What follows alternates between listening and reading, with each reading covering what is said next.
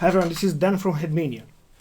It's been a while since I managed to publish a video, but recently, if you check my website, I managed to actually publish a new review on the Yamaha headphones.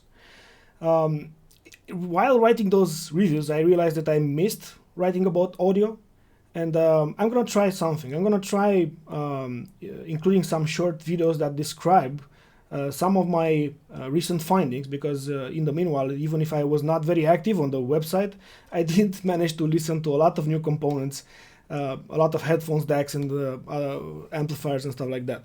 So I'm gonna try to bring my experience in a couple of short videos, or a series of short videos. In this video, I'm gonna talk about the USB problem that I managed to solve. So in my case, I actually prefer using my DAC directly through an USB from my PC, because I use my PC throughout the day a lot, and I have to switch from meetings and other work-related stuff. So I don't want to use a network streamer. I also use it for movies and stuff like that. So I wanted to fix this issue, because at one point, you know, if you check my website, I love the Rogna DACs, and I actually own a Rogna Wave Lite. This is an amazing DAC. However, it has an issue on the USB. It is not isolated, and because of my PC, probably it had a lot of noise on the USB connection itself. So I had to fix that somehow. I tried a lot of things. I tried to go with the USB cleaners, the even considerably expensive ones like the EFI Micro, but it did not save the situation. It actually maybe 50 to 60% noise reduction, but it was not enough. And actually, it was interesting, because when I started a game or something like that, I heard a lot of noise on my directly in the headphones. So the starting a computer, probably because the video card was working harder, it had much more noise. So I tried to fix this, and I bought a Matrix Element H USB card, and that solved part of the issue, but not completely. So I had to go even deeper. And after talking with Sound from Sound News, he recommended this Singxer SU6. This is a very good and very interesting unit, because it actually completely solved my issue. So in this review, I'm going to talk about this Singxer and and how it improved the sound and how it fixed my issue, but also about Denafrips Gaia, which is actually my latest acquisition in terms of USB bridges. Let's start with the SU6.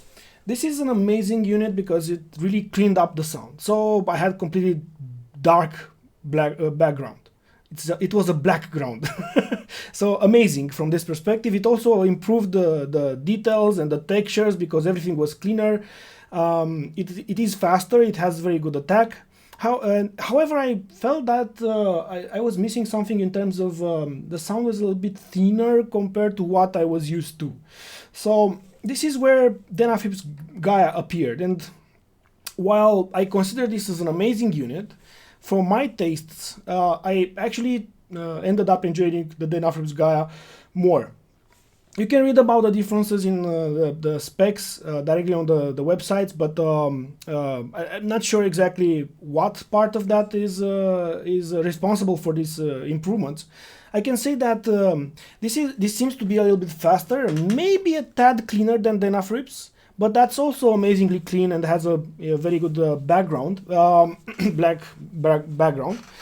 But what it brings as a plus, the Denafrips Gaia actually has an incredible slam. So it changes the DAC from this perspective. It manages to give you a slam on the bass that's just amazing. I just love it. It's addictive. So this has a very good attack in terms of transients. It has a very good attack and a fast decay. The SU6. Denafrips has more explosive attack than this one, and the decay is not as short, I would say, and it's not necessarily slower, but it contains more information. So let's like the beginning of a note and the end of a note. Between the beginning is stronger, has more impact, and in between you have more details, more layers of the same instrument or the same percussion string that vibrates. You feel more of that. this decompresses the sounds in general, so you get a better decompressed sound all over the spectrum. So I would say that even the soundstage is a little bit better. The imaging is more decompressed, let's say. Even if, for example, the leading edges of the notes are not necessarily better than the Singxer. It's what you get in between the start and the end of the note that is an improvement. In other improvements that you get, it's overall it's a more natural experience. The textures are more vibrant and more detailed with Denafrips, and besides that, if I think about it, you also get a sound that is a little bit more concentrated on the lower mid-range. So you get a fuller lower mid-range, while with Singxer you get a sound that is upper mid-range centric, a little bit thinner. So from this perspective, it's, of course, this is subjective listening, right? And from my preferences, I choose the Denafrips Gaia because of that.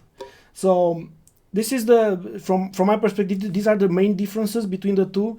Let's not forget that this is a $700 unit and that one is a $2,000 unit. So of course this is a huge difference between the two. So this is an amazing unit. I cannot say that I wholeheartedly recommend this as well.